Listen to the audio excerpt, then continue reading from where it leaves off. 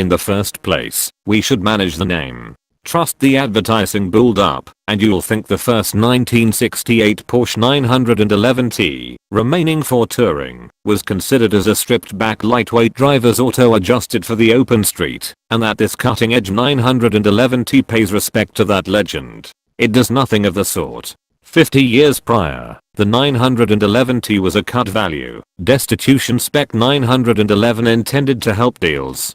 Porsche removed cash from it wherever it could, none more so than in its motor, which was detuned to the point that, at 110 bhp, it was and remains the slightest intense 911 at any point, offered available to be purchased. Notwithstanding name, this new 911 Carrera T adopts a totally extraordinary strategy, not slightest in light of the fact that, at £85,576, it's right around 10% more costly than the Carrera Roadster on which it's based. The first T was well more than 10% less expensive than the standard 911 of the time. Actually, the present T is a much more deliberately sharpened street warrior than its precursor at any point was. All things being equal, there's been no insurgency here. So on the off chance that you were trusting the Carrera T would be a smaller than normal Me GT3, turn away at this point. However, saying this doesn't imply that there's nothing fascinating going on.